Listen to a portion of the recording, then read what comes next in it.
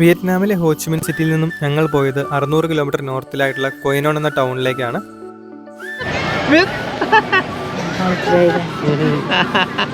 അവിടെ കുറേ ഫ്രണ്ട്ലി ആയിട്ടുള്ള ആൾക്കാരുള്ള ഒരു ലോക്കൽ ഫിഷിംഗ് വില്ലേജിലും പിന്നെ 1000 വർഷത്തോളം പഴക്കമുള്ള ഒരു ഹിന്ദു ടെമ്പിളിലും ഞങ്ങൾ പോയി.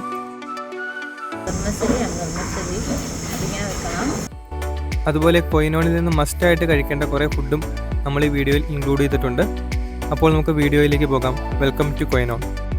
നമ്മളിപ്പോൾ ഹോച്ചിമിൻ സിറ്റിയിലെ ഒരു ബസ് സ്റ്റാൻഡിലാണുള്ളത്. നമ്മുടെ അടുത്ത ഡെസ്റ്റിനേഷൻ്റെ പേര് എന്ന് പറഞ്ഞാൽ കൊയിനോൺ എന്നാണ്. നമ്മൾ കൊയിനോണിലേക്ക് പോകാനായിട്ട് ഇവിടെ ബസ് സ്റ്റാൻഡ് വെയിറ്റ് ചെയ്യുകയാണ്. ഏകദേശം ഒരു അരമണിക്കൂർ കൂടെ കഴിയുമ്പോഴേക്കും ബസ് വരുന്നതാണ് പറഞ്ഞേക്കുന്നത്. അപ്പോൾ നമ്മളിവിടെ ബസ് വെയിറ്റ് ചെയ്തിരിക്കുകയാണ്. ഹോച്ചിമിൻ സിറ്റിയിൽ നിന്ന് 600 കിലോമീറ്ററാണ് കൊയിനോണിലേക്കുള്ള ദൂരം. ഫേമസ് ആയിട്ടുള്ള ടൂറിസ്റ്റ് സ്പോട്ടായ നാ തെരാങ് വഴിയാണ് നമ്മൾ അങ്ങോട്ട് പോകുന്നത്. ഒരു തീരദേശ ടൗൺ ആണ് കൊയിനോൺ.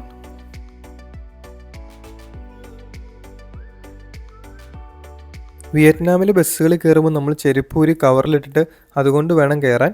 ഈ ബസ്സിൽ 3 റോ ആയിട്ടാണ് സീറ്റുകളുള്ളത്. മുകളിലും താഴെയും സീറ്റുകളുണ്ട്. അത്യാവശ്യം കംഫർട്ടബിൾ ആയിട്ടുള്ള ബസ്സാണിത്.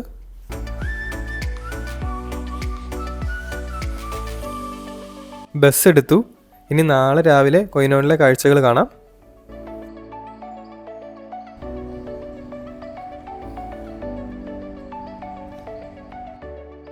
രാവിലെ 5 മണിയായപ്പോഴേക്കും ബസ് കൊയിനോണിലെത്തി. 7 മണിക്ക് എത്തുന്നതായിരുന്നു പറഞ്ഞ്. 2 മണിക്കൂർ നേരത്തെ എത്തി. ഹോട്ടലിലെ ചെക്ക് ഇൻ ടൈം എന്ന് പറഞ്ഞാൽ 1 മണിയാണ്. അത്രയും നേരം എങ്ങനെയെങ്കിലും ടൈം സ്പെൻഡ് ചെയ്യണം. ഇവിടെ 4 കിലോമീറ്റർ ഉണ്ട് ഹോം സ്റ്റേയിലേക്കുള്ള ദൂരം. ഇഷ്ടംപോലെ സമയമുള്ളതുകൊണ്ട് കുറച്ച് ദൂരം നടന്നു നോക്കാമെന്ന് വെച്ചു. രാവിലെ 6 മണി ആയപ്പോഴേക്കും തന്നെ ആൾക്കാർ ബ്രേക്ക്ഫാസ്റ്റ് കഴിച്ചു തുടങ്ങി. ഇവിടെ ഫുട്പാത്തിൽ തന്നെയാണ് ചെറിയ റെസ്റ്റോറൻറ്റുകാർ ചെയറൊക്കെ ഇട്ടേക്കണേ. അതുപോലെ ഫുട്പാത്ത് തന്നെയാണ് ഇവരുടെ പാർക്കിംഗ് സ്പോട്ടും. ഇവിടെ ഇപ്പോൾ സമ്മറാണ്. ഇപ്പോൾ രാവിലെ ഒരു 7 മണി ആകുമ്പോഴേക്കും തന്നെ നല്ല വെയിലാവും. കുറച്ച് ദൂരം നടന്നപ്പോഴേക്കും നമ്മൾ നന്നായിട്ട് ക്ഷീണിച്ചു. അതുകൊണ്ട് നമ്മൾ ടാക്സി ബുക്ക് ചെയ്യാമെന്ന് വിചാരിച്ചു. ഗ്രാബ് ആപ്പ് വഴിയാണ് നമ്മൾ ടാക്സി ബുക്ക് ചെയ്തത്. വിയറ്റ്നാമിലെ ഓൾമോസ്റ്റ് എല്ലാ ടൗണിലും ഗ്രാബ് ഉണ്ടെന്ന് തോന്നുന്നു.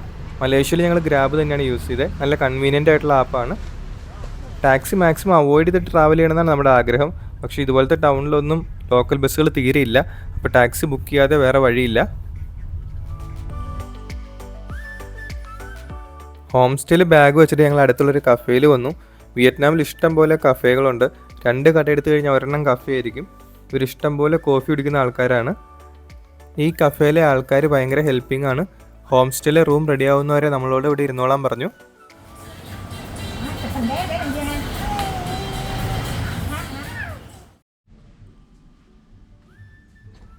ഫൈനലി ആഫ്റ്റർ 5 hours നമുക്ക് റൂം കിട്ടി.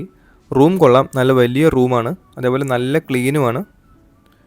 ഈ റൂമിൻ്റെ വിൻഡോ തുറന്ന് നോക്കിയാൽ നമുക്കൊരു കോർട്ട്യാർഡ് പോലത്തെ ഒരു ഏരിയ ആണ് കാണുന്നത്. അവിടെ താഴെയായിട്ട് ഒരു മീൻകുളം ഉണ്ട്. ഇവിടെ ഞങ്ങൾ പല സ്ഥലത്തും ഇതേപോലത്തെ മീൻകുളങ്ങൾ കണ്ടു. ഇവരുടെ റിലീജിയനുമായിട്ട് എന്തോ കണക്റ്റഡ് ആണെന്ന് തോന്നുന്നു. അതേപോലെ ബാത്റൂമും നല്ല വലിയ ബാത്റൂമാണ്. നല്ല ക്ലീനാണ്. 850 രൂപയാണ് ഈ റൂമിൻ്റെ റെൻറ്റ് വരുന്നത്. ആ പ്രൈസിന് ശരിക്കും വെർത്താണ്.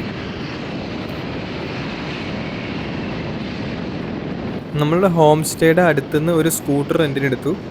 1,20,000 ഡോങ്സ് ആണായേ. നാട്ടിലെ ഏകദേശം ഒരു 400 രൂപ വരും. ഹോണ്ടയുടെ ഒരു പുതിയ 125cc സ്കൂട്ടറാണിത്. ഓടിക്കാൻ നല്ല സുഖമുണ്ട്.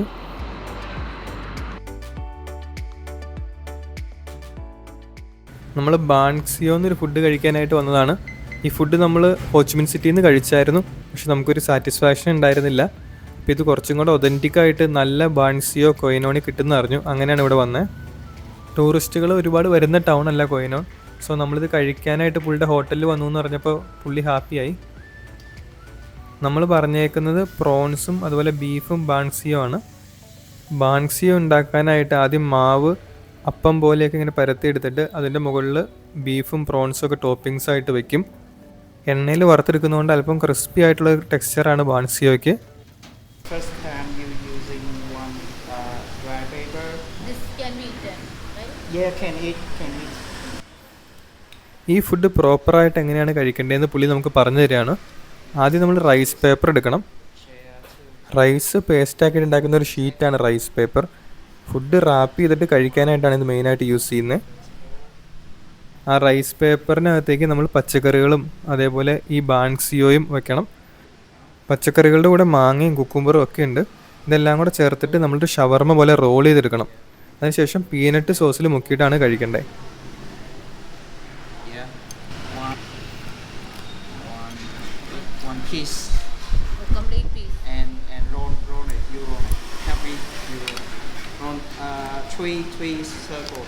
Three circle. Three circle. Yeah. Again. Yeah. Again and again. Yeah. Right. You do right. Thank you. ഈ ഫുഡ് കൊള്ളാം, നല്ല ടേസ്റ്റ് ഉണ്ട്. ഈ ഫുഡൊക്കെ പ്രോപ്പറായിട്ട് കഴിക്കേണ്ട രീതിയിൽ കഴിക്കുമ്പോഴാണ് അതിൻ്റെ ടേസ്റ്റ് ശരിക്കും മനസ്സിലാവണേ.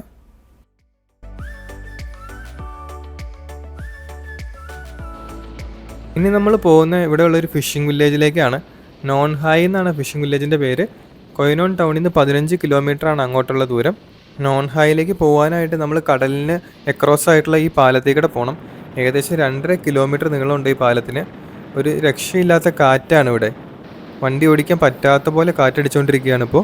പിന്നെ റോഡിലൊന്നും അധികം വണ്ടികളില്ല, അതുകൊണ്ട് വലിയ കുഴപ്പമില്ല. ഇവിടുത്തെ ട്രാഫിക് വെച്ച് നോക്കുമ്പോൾ ഇവിടുത്തെ റോഡുകൾക്കെല്ലാം നല്ല വീതിയാണ്. അതേപോലെ റോഡൊക്കെ അത്യാവശ്യം നല്ല നീറ്റായിട്ടാണ് ഉണ്ടാക്കിയേക്കുന്നത്. കുഴികളൊന്നും അങ്ങനെയില്ല. വിയറ്റ്നാമിലെ റൈറ്റ് സൈഡ് ട്രാഫിക്കാണ്, അതായത് റോഡിൻ്റെ റൈറ്റ് സൈഡിൽ കൂടെയാണ് നമ്മൾ വണ്ടി ഓടിക്കേണ്ടത്. ഞാൻ ആദ്യമായിട്ടാണ് റൈറ്റ് സൈഡ് ട്രാഫിക് ഉള്ളൊരു കൺട്രിയിൽ വണ്ടി ഓടിക്കുന്നത്. അതുകൊണ്ട് ആദ്യം കുറച്ച് കൺഫ്യൂഷനൊക്കെ ഉണ്ടായിരുന്നു. ഹോച്ചിമിൻ സിറ്റി വെച്ച് നോക്കുമ്പോൾ ഒരു തീരെ ചെറിയ ടൗണാണ് കൊയിനോൺ. അതുകൊണ്ട് ഇവിടെ അങ്ങനെ വലിയ ട്രാഫിക്കൊന്നുമില്ല. സോ ഇന്ത്യയിൽ ഓടിക്കുന്ന ആൾക്കാർക്ക് ഇവിടെ വണ്ടി ഓടിക്കാനായിട്ട് പ്രത്യേകിച്ച് ബുദ്ധിമുട്ടൊന്നും ഉണ്ടാവില്ല. ആൾക്കാരും അത്യാവശ്യമൊക്കെ റോഡ് ട്രാഫിക്കൊക്കെ പാലിച്ചുകൊണ്ടാണ് വണ്ടി ഓടിക്കുന്നത്. നമ്മുടെ നാട്ടിലെ പോലെ കുത്തി കയറ്റുന്ന സ്വഭാവമൊക്കെ കമ്പാരിറ്റീവ്ലി കുറവാണ്. വേറെ വണ്ടിയൊക്കെ വരുന്നുണ്ടെങ്കിൽ കുറച്ച് ഗ്യാപ്പ് ഇട്ടാണ് എല്ലാവരും ഓടിക്കുന്നത്.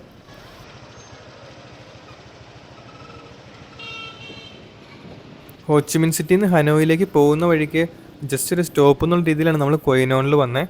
ഈ സ്ഥലത്തെ പറ്റിയും നമ്മളങ്ങനെ നോക്കിയൊന്നുമില്ലായിരുന്നു. ഇൻ്റർനാഷണൽ ടൂറിസ്റ്റുകളുടെ ഇടയിൽ ഇപ്പോൾ കുറച്ച് ഫേമസ് ആയിക്കൊണ്ടിരിക്കുന്ന ഒരു സ്ഥലമാണ് കൊയിനോൺ. ഇവിടെ ഇപ്പോൾ നമ്മൾ പോകുന്ന ഫിഷിംഗ് വില്ലേജ് പോലെ വേറെ ഫിഷിംഗ് വില്ലേജുകളുണ്ട്. അതേപോലെ കുറച്ചങ്ങോട്ട് പോയി കഴിഞ്ഞാൽ അൺടച്ച്ഡ് ആയിട്ടുള്ള ചില ബീച്ചുകളൊക്കെ ഉണ്ട്.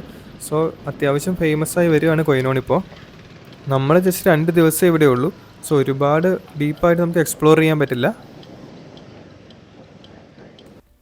ഒരു മെയ് ടു ജൂലൈ സീസണിൽ നോൺ ഹൈ വില്ലേജിൽ വന്നു കഴിഞ്ഞാൽ സീവീഡ് ഫാമിംഗ് കാണാൻ പറ്റും. കടലിൽ നിന്ന് കിട്ടുന്ന കഴിക്കാൻ പറ്റുന്ന പായലുകളെയാണ് സീവീഡ് എന്ന് പറയുന്നത്. സൗത്ത് ഈസ്റ്റ് ഏഷ്യൻ ക്യുസീനിലെ ഒരു ഇമ്പോർട്ടൻ്റ് ആയിട്ടുള്ള സംഭവമാണ് സീവീഡ്.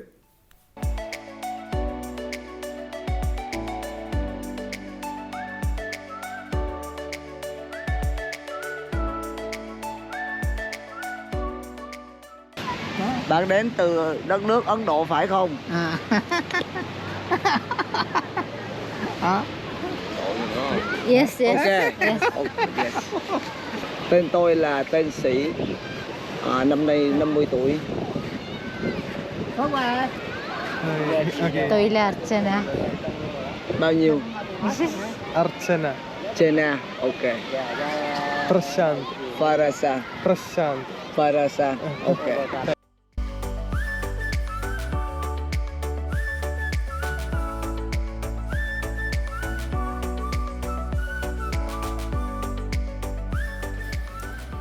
ഇവിടെയുള്ള ആൾക്കാർക്ക് മിക്കവർക്കും ഞങ്ങളെ കാണുമ്പോൾ നല്ല അത്ഭുതമാണ്.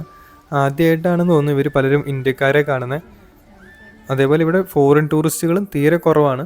കൂടുതൽ ആൾക്കാർ നാട്ടുകാർ തന്നെയാണ്. ഒരൊറ്റ ഫോറിൻ ടൂറിസ്റ്റിനെ പോലും നമ്മളിവിടെ കണ്ടില്ല. ഓവറോൾ ഈ സ്ഥലത്തിൻ്റെ വൈബ് ഞങ്ങൾക്ക് നന്നായിട്ട് ഇഷ്ടപ്പെട്ടു. ആൾക്കാരൊക്കെ ഭയങ്കര ഫ്രണ്ട്ലിയാണ്. അതേപോലെ കഴിക്കാനൊക്കെ ആയിട്ട് കുറേ നല്ല സ്ഥലങ്ങളുണ്ട്. ഇവിടെ ഒരു ചെറിയ ബുദ്ധിസ്റ്റ് ടെമ്പിൾ ഉണ്ട്. അതിൻ്റെ വാളൊക്കെ പെയിൻറ്റ് ചെയ്ത് നല്ല ഭംഗിയായിട്ടാണ് വച്ചേക്കുന്നത്. അതേപോലെ ഈ വില്ലേജിലെ ഓരോ സ്ഥലങ്ങളും നല്ല ബ്യൂട്ടിഫുൾ ആയിട്ടാണ് നാട്ടുകാർ സൂക്ഷിക്കുന്നത്. ഒരു സ്ഥലവും അങ്ങനെ വേസ്റ്റ് ഒന്നും ഇട്ടിട്ടില്ല. ഞങ്ങൾ വിചാരിച്ചതിനേക്കാളും നല്ല സ്ഥലമായിരുന്നു നോൺ ഹൈ വില്ലേജ്. അപ്പോൾ കൊയിനോണിലെ ബാക്കി കാഴ്ചകൾ നാളെ രാവിലെ കാണാം.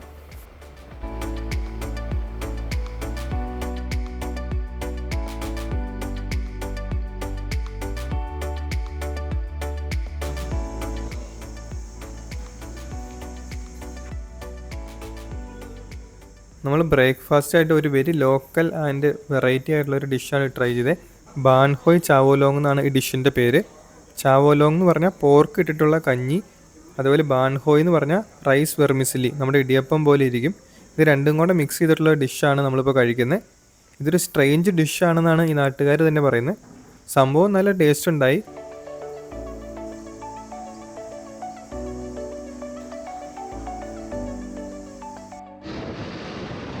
ഇവിടെ നിന്ന് ഒരു 25 കിലോമീറ്റർ ദൂരത്തിൽ 11ാം നൂറ്റാണ്ടിൽ ഉണ്ടാക്കിയൊരു ഹിന്ദു ടെമ്പിൾ ഉണ്ട്. നമ്മളിത് കാണാനായിട്ട് പോവാണ്. ഇവിടുത്തെ ഹൈവേ കൂടെ സ്കൂട്ടർ ഓടിക്കുക എന്ന് പറഞ്ഞാൽ സുഖമുള്ളൊരു പരിപാടിയല്ല. നിറയെ ലോറികളാണ് ഇവിടെ. അതേപോലെ നല്ല ചൂടും പൊടിയും. ഇവർ തന്നേക്കുന്ന ഹെൽമെറ്റിനാണെങ്കിൽ ഗ്ലാസ്സും ഇല്ല. ഇവിടുത്തെ ഹെൽമെറ്റ് എന്ന് പറഞ്ഞാൽ വെറും കോമഡിയാണ്. ജസ്റ്റ് വെയിലടിക്കാണ്ടിരിക്കാനുള്ള ഒരു തൊപ്പി എന്നുള്ള ഉപയോഗം മാത്രമേ ഉള്ളൂ. പക്ഷേ രണ്ടുപേര് ഹെൽമെറ്റ് വച്ചില്ല എന്നുണ്ടെങ്കിൽ പോലീസ് പിടിക്കുന്നുണ്ട്. ചേസ് ചെയ്തൊക്കെ പിടിക്കുന്നത് കണ്ടു. സോ ഹെൽമെറ്റ് വെച്ചിട്ട് വേണം ഇവിടെ ഏതായാലും ബൈക്ക് ഓടിക്കാൻ.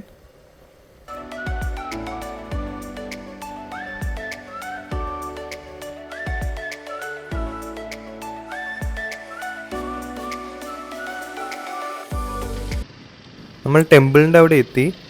വളരെ വലിയൊരു കോമ്പൗണ്ടാണിത്. ഇഷ്ടംപോലെ പാർക്കിംഗ് സ്പേസ് ഒക്കെ ഉണ്ട്. പക്ഷെ വേറെ വണ്ടികളൊന്നും കാണുന്നില്ല.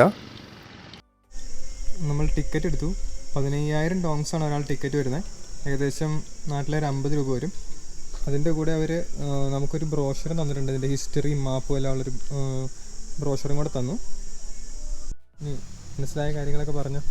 ഓക്കെ, ഈ ബാനറ്റ് ടവർ എന്ന് പറയുന്നത് ബാനറ്റ് ലാഗെ എന്ന് പറഞ്ഞ ഒരു കേക്കിൻ്റെ ആകൃതിയിലായിരിക്കണം. അതുകൊണ്ടാണ് ഇതിന് ലോക്കൽ പീപ്പിൾ ആ പേര് വിളിച്ചു തുടങ്ങിയത്. ഇതൊരു 11th സെഞ്ച്വറിയിലെ ലാസ്റ്റ് അല്ലെങ്കിൽ 12th സെഞ്ച്വറിയുടെ ഏർലി 12th സെഞ്ച്വറിയിൽ ഇത് പണി കഴിപ്പിച്ചേക്കണേ. ചം പീപ്പിൾ എന്ന് പറയുന്ന ഒരു വിഭാഗമാണ് ഇത് ഉണ്ടാക്കിയേക്കണേ. ആൻഡ് ഇത് ഫേമസ് എന്ന് പറയുന്നത് ബിക്കോസ് ഇതൊരു ആർട്ടിസ്റ്റിക് ആർക്കിടെക്ചറൽ ഹെറിറ്റേജിൻ്റെ പേരിലാണ് ഇത് ഫേമസ് ആയിട്ടുള്ളത്.